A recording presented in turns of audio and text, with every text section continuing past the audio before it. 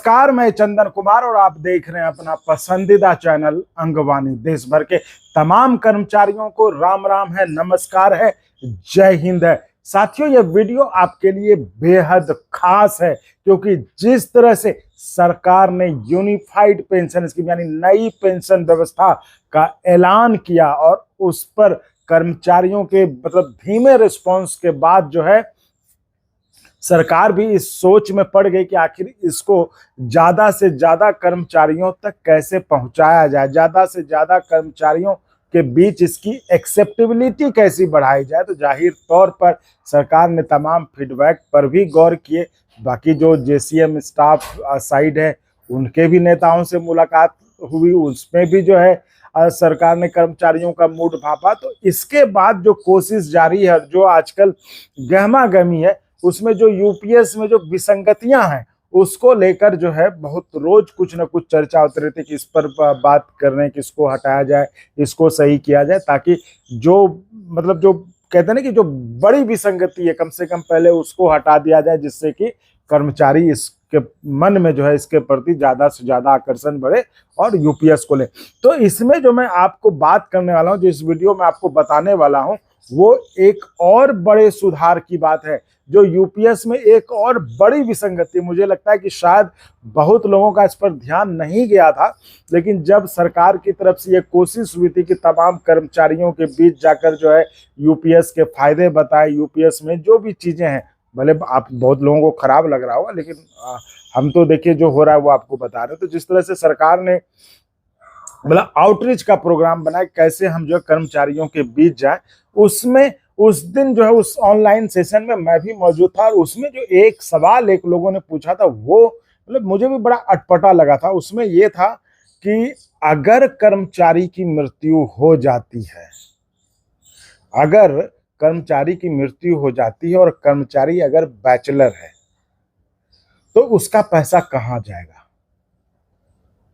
ये तो उस पर जो जो अधिकारी थे, जो सरकार की तरफ से जो अधिकारी डिप्यूट किए गए थे उस वीडियो सेशन में, उस ऑनलाइन सेशन में कर्मचारियों का, तो उन्होंने साफ साफ मना किया कि ऐसा कोई प्रोविजन नहीं है यूपीएस में कि अगर किसी कि मान लीजिए अगर आप बैचलर हैं, आपकी पत्नी नहीं है और आपकी मृत्यु हो जाती, तो वो जो आपका पैसा वो किसको मिलेगा, वो सरकार के पास चले जाएगा। ये नियम है, ये यूपीएस में ये प्रावधान है, ये है।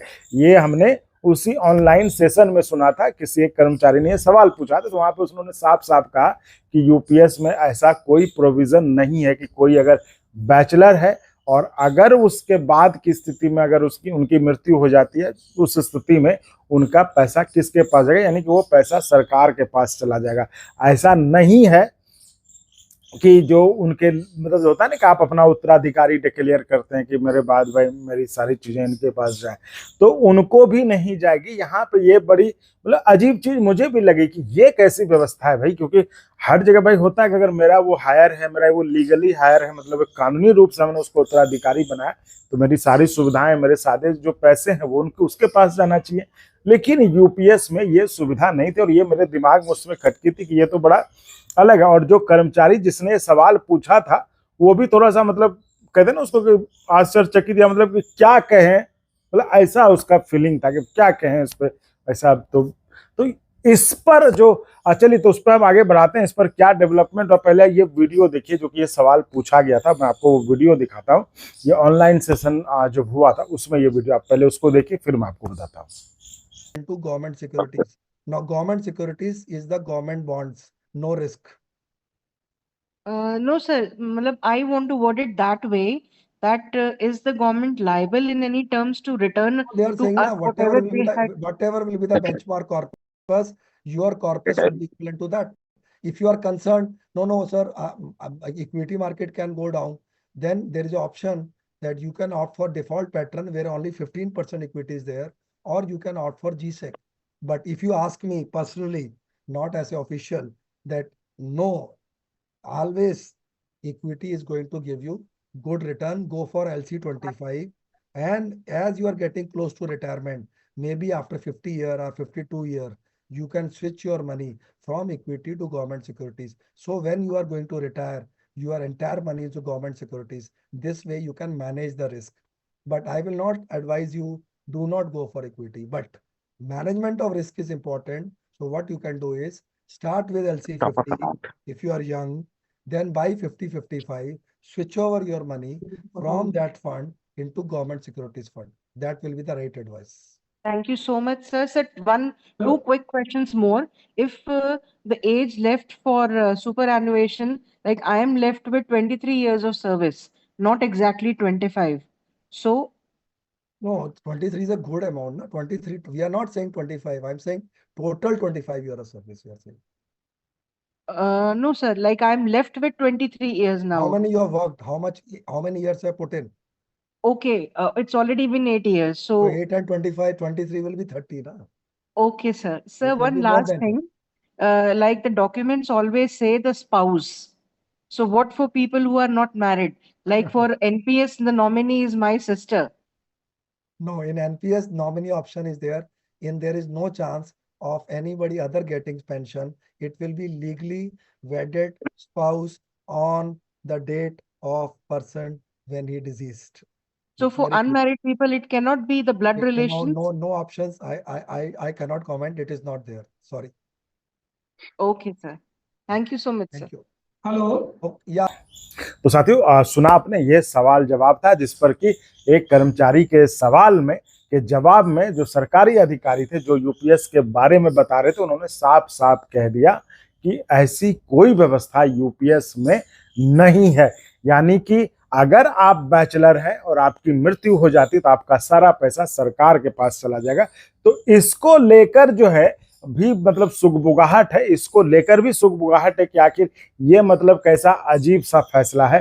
तो इसके बारे में जो है इस पर जो डेवलपमेंट है उसके बारे में हम आपको इस वीडियो में बताएंगे। तो साथियों आपसे मैं फिर से गुजारिश करना चाहूँगा कि देखिए आपके लिए मेहनत करते हैं, है ना, तो उस मेहनत का सम्मान करते हुए आप इस चैनल को सब्सक्राइब करिए और करवाइए, क्योंकि आपका सपोर्ट ही तो हमारा मनोबल बढ़ाता है ना, हमारा जोश बढ़ाता है।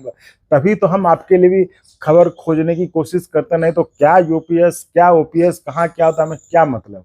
लेकिन हाँ एक रहता है कि चलिए करेंगे तो कर्मचारी भाई भी जो है चैनल को सपोर्ट करेंगे, आगे बढ़ाएंगे। तो दो रास्ते हैं, या तो आप चैनल को इतना सब्सक्राइब कर दीजिए और करवा दीजिए कि चैनल खुद मजबूत हो जाए, खुद आपके लिए करे, या फिर आप हमें जो है सब्सक्राइब के बगल में ज्वाइन बटन है उस पर आप क्लिक करके मदद कर सकते हैं, या फिर डिस्क्रिप्शन में अकाउंट डिटेल है उसके जरिए आप चैनल को मदद कर सकते हैं। क्योंकि आप समझ सकते हैं हर चीज में मतलब संसाधन की जरूरत होती है और संसाधन के लिए जो है आप समझ ही रहे हैं, तो इसलिए आप ऐसे करके मदद कर सकते हैं और आप मदद करेंगे तभी चैनल आगे बढ़ेगा, तभी चैनल आगे सर्वाइव भी कर पाएगा और आपके लिए जो इसी तरह से खबरें खोज कर लाता रहेगा।